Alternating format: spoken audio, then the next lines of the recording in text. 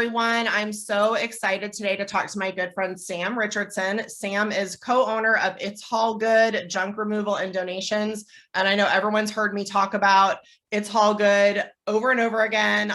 People are probably sick of me saying how awesome they are and how much I love to refer you guys. So welcome, Sam. How are you today? I'm doing very well. Thank you. And thank you for the kind words. Absolutely. Let's start off for people who don't know about It's All Good, if they've been under a rock and they're a new Facebook friend of mine, tell everybody what you guys do, kind of who your ideal client is, and all that good stuff. Yeah, absolutely. So It's All Good. We've been around for about 6 years. We're a local junk removal company. We do junk removal, donations. We also help out occasionally with just hired help, if you will, for interior moving, whenever, say, you got to move some things around the house. But our primary business is really taking things that people no longer want and trying to find them a new home. The donation process especially is a large majority of our business. And the best people, or like the people we serve the best, I should say, our target audience is really anyone who's going through a few different scenarios. One of the biggest ones, because I've been through it myself, and it's really kind of why I started the business, is anyone who's lost a family member, is going through the process of a downsizing in the state. That is a phenomenal person for us to work with. We just understand that whole transition process and how to make it as seamless as possible in terms of making sure that someone's loved one's stuff is not going to waste or just being thrown away. So we've got a bunch of processes in place for that. But then really just anybody who's getting rid of furniture or household items or anything really inside of a home, garage, storage unit, we can handle almost anything. Okay. And tell us your coverage areas. So we go all the way out to Loudoun County. So most of Loudoun County, as well as all of Fairfax County. Fairfax is kind of our hub. And then we, of course, go down into Arlington, Alexandria, Woodbridge, Morton. We'll go out that way, all the way out through kind of the Manassas Park, Manassas area. So everything kind of Northern Virginia. Okay, very good. And what's the best way for people to get a hold of you? Should they go on your website or call in, or what's the best thing? So we've got a great feature on our website that allows you to actually schedule yourself, which is kind of cool. So you can look at our availability and kind of go on there, pencil yourself in, and then we'll reach out just to make sure we've got all the right information and details. But honestly, we still love the human element of being a small business. So we love being able to connect with you by phone. So we encourage everybody to reach out to us. You can hit us 703-646-9194. And that's our office number. And you'll get one of our awesome office team. More than happy to answer specific questions, come up with custom answers and solutions. That's what being a small business owner to us is all about. Yep. Okay. And you actually have a partnership for your business, right? Why don't you? I do. You're going to have a lot of business owners listening to this. So I always get a lot of questions about partnerships. And can you maybe kind of go off topic just for a minute from what your business is and talk about the partnership and how you kind of, started and kind of what you think makes that work well? Yeah, absolutely. That's funny you asked that, because one of the first pieces of advice that we got after we started our business was you guys have already broken the first rule of business by not going into business with friends and family. So I've actually known my business partner for the better part of, I think 12, 14 years, something like that now.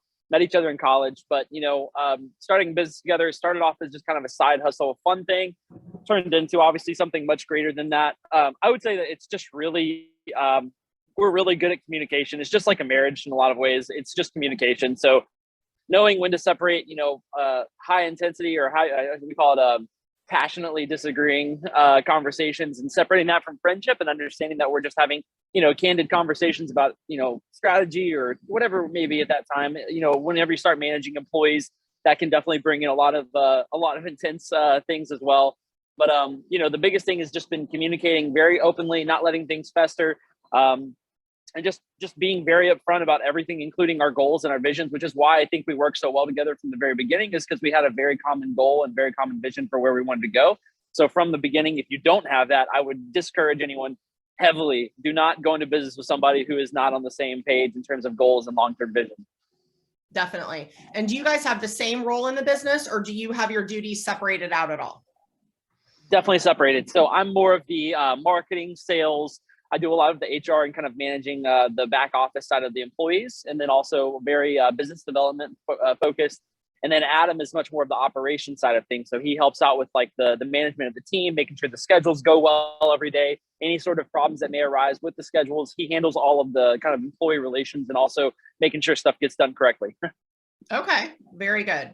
So one of the things I always say about you guys is that you always make me look good, right? So whoever I refer you to, they always come back to me and say, give rave reviews on your service and how everything went from start to finish. Why do you think that is that I, and I'm sure so many other of your realtor partners think that or feel so confident that you're going to make us look good when we refer you out to people? From day one, everything we've done we've built it around just the customer service experience. I mean, really at the end of the day, we are really big believers that, people won't always remember what you did for them or, what you said, but they will remember how you made them feel. So we encourage all of our team members, everyone we hire, we drive home. I mean, from the day one, we are interviewing and finding people who can make people feel great and who are happy folks. And that makes such a big difference in the deliverables, like the things that we're doing, right? I think anybody could probably do what I do in terms of junk removal, but not everybody can provide the customer service experience that our team is developing and continuing to. I mean, we're improving even right now on some of the things that we're doing that we think we do a great job, but we know we can do significantly better. So I think it's continuous improvement, but also just knowing that, we really do exist to just create happy experiences in an environment where, quite frankly, most of our clients don't want to use us, right? Nobody wants to clean out a whole house, but we're taking that off their plate and we try to make it as enjoyable as an experience as possible. As a matter of fact, having fun is in our core values. So we really try to make sure that we're having fun with the people we work with. And of course, we have a high standard of excellence for what we do. Yeah, and I think it makes the customer instantly feel more comfortable if you are having fun and laughing and kind of joking around a little bit, because like you said, they're nervous for whatever reason, possibly, right? Like maybe they've got some embarrassment about the state of their home, or maybe they're just super stressed about the circumstances that are bringing this about, or they've never had a junk removal company come to their house and they don't know what you're going to say and whether you're going to take the things they want. They're just a little bit on edge maybe. And I think that humor is such a great way of diffusing the tension and making people feel comfortable. Exactly. And just like in real estate, I mean, a lot like your profession, I mean, we're also educators. So junk removal is still actually a fairly new service in kind of the grand scheme of things. It's only been around for about, 15, 20 years. So a lot of people have never used a junk removal company. So a lot of it is education, like you said, because there's a lot of kind of tension and maybe some misinterpreted ideas of what it's going to be like and how it works. So so it is a lot of education too. And we really pride ourselves on just being good at letting people know kind of what they should expect, setting the right expectations. Right. Okay. And why do you think someone might be better off calling your company instead of figuring out how to get to because Fairfax County has a dump, right? People can go there. Why would they be better off calling you instead of trying to kind of navigate all that on their own? What would you say? Yeah, so this is something that I know a lot of business owners are really good at doing, but maybe not if you just are considering yourself like, say, a weekend warrior and doing some sort of a project. You probably don't think about these things. But, when you look at what your time is worth, right? Spending time with your family and doing things, if you were to decide, maybe I'll go rent a U-Haul and take away some of my own junk. Well, for one, I can tell you when you show up to the donation center, there's a really good chance they're going to turn you away because you don't have necessarily a relationship.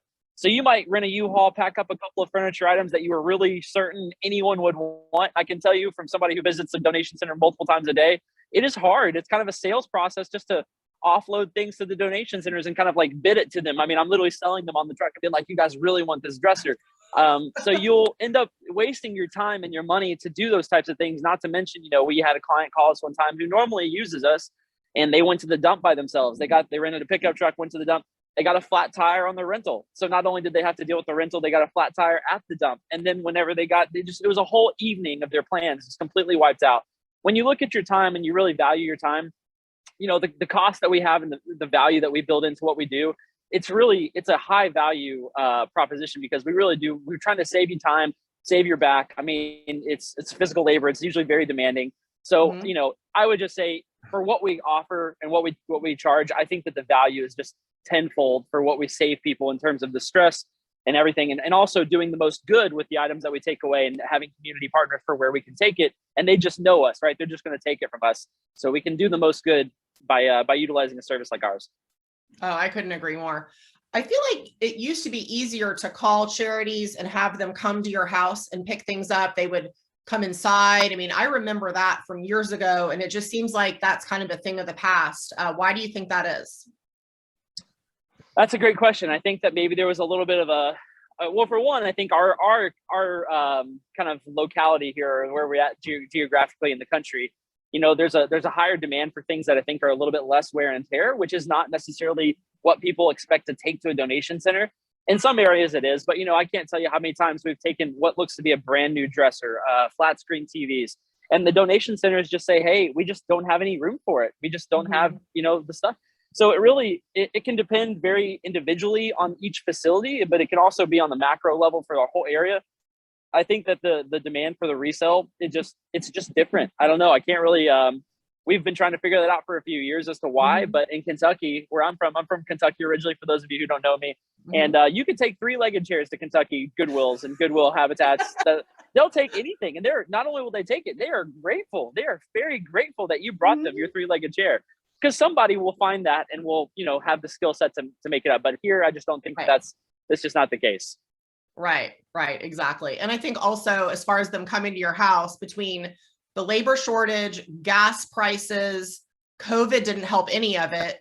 It's just made it to where you can't just pick up the phone and call, Habitat for Humanity and have them show up at your house. Like it's almost near impossible. I tell people it can really be an exercise in frustration for people to do that. It's almost as bad as some of the trash pickups these days, to be honest with you. You might have an appointment a month out and they may or may not show up. And if they do show up, they may or may not take the items that you had originally designated for them to take. So, and then you're going to end up calling somebody like us anyways, which is even more frustrating because, you could have done that a month ago, right? It could have already been taken care of. Right. Okay. Talk to me about some of your employees. I know you have some fairly long tenured employees that stay with you. And my guess is that that's not typical for your industry. I don't think it's typical for hardly any industries at this point. Why do you think that is? Is it that you're hiring the right people, or you're providing the right environment for them to succeed in and they want to stay? Or I'm guessing it's a combination of both. What would you say about that? Yeah, that's also a really great question. So there's a couple of pieces there. One of them was I can vividly remember being an employee of a local establishment that many of people who are listening will probably understand, probably know, and that's the Great American Restaurant Chain. Yeah. And one of my favorite things about working there was that I always felt like my managers were very vested in like my life, right? Like my personal life, helping me grow, helping me understand the things I didn't know about life, helping me understand things I didn't know about work and having a job and that kind of thing. And a lot of that translated into when we started our company. So whenever we take people on, we really do not just look for people that we believe are going to do a great job for our clients. We look for people that we just are going to enjoy working with day in, day out. People who are just fun people who have a kind of a joy about them that most people don't have, and it really makes so that our workplace, as a matter of fact, we just asked our team this past couple of weeks ago, we said, could everyone just go around and say what you enjoy most about working here? And almost every single one of them said, I enjoy working with this guy. I enjoy working with this guy. So they truly just love working around each other because we feel like we've done a decent job of finding the right people, but we also are very heavily invested in personal development, making sure that they all, even sometimes when they don't want to be better, we try to make them better. Absolutely. I love that. All right. What is the most valuable item that you found that somebody was either going to throw away or did throw away, and then you discovered it? And what did you do with it? That's a really good question. There has been, I will say, the most valuable thing that I think I've ever had, I probably don't even know. I've probably thrown away things that are worth tens of thousands of dollars, not knowing. The more I get into watching estate sales and seeing little trinkets and things from other countries and just things that I just quite honestly would have never known. I saw a cornware disc recently for a cornware piece of dishware that another person who's in my industry recently found that was worth $12,000, and it looked just like a piece of cornware that would have been in your aunt or uncle's or your grandmother's cabinet. I mean, it looked so normal, but it went for $12,000. That being said, the most valuable thing that I think we've ever actually taken away and utilized, one time we cleaned out a whole apartment in Fairfax. That was a couple of Georgetown University students who came here, paid cash for everything they owned from the Arhaus store, and they literally stayed for 2 months, and then they vacated the place and they went straight back to wherever they were from.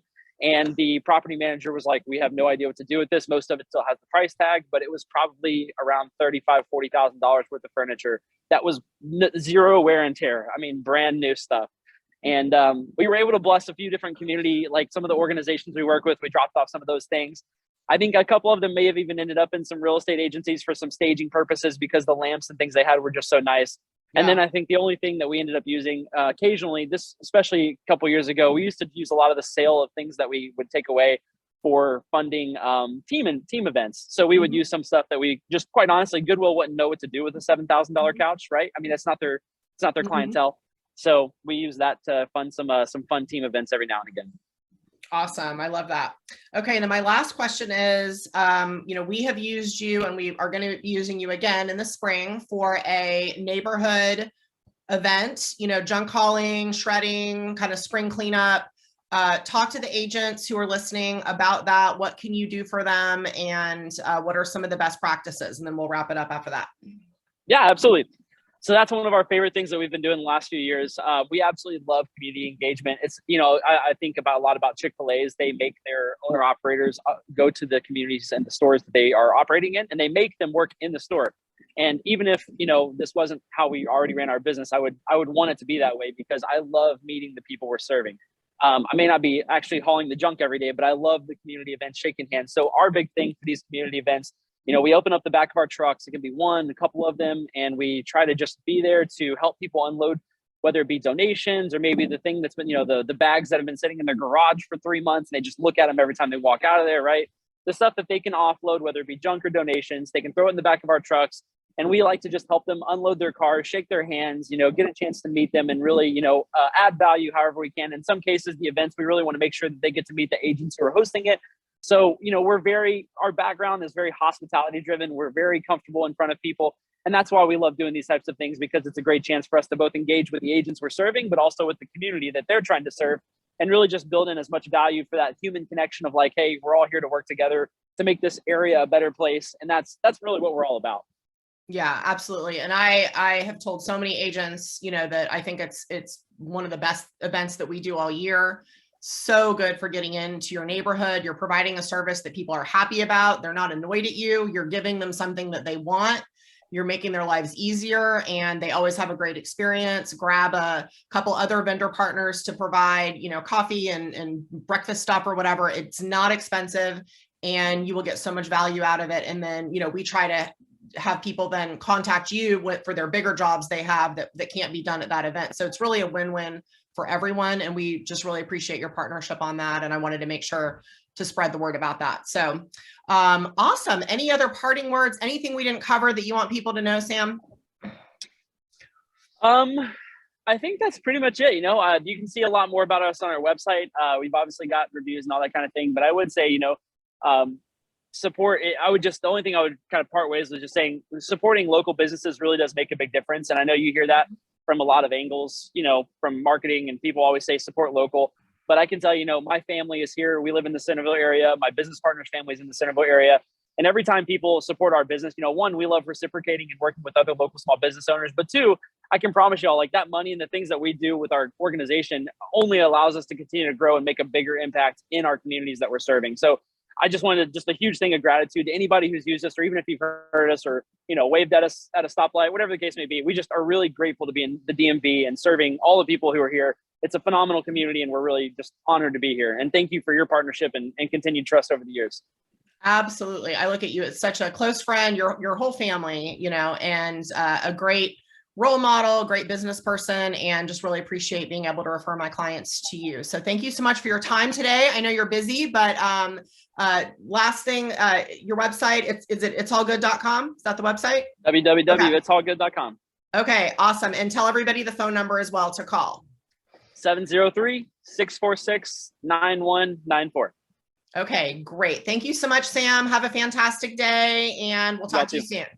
All right. Thank you. Okay. Bye. Bye.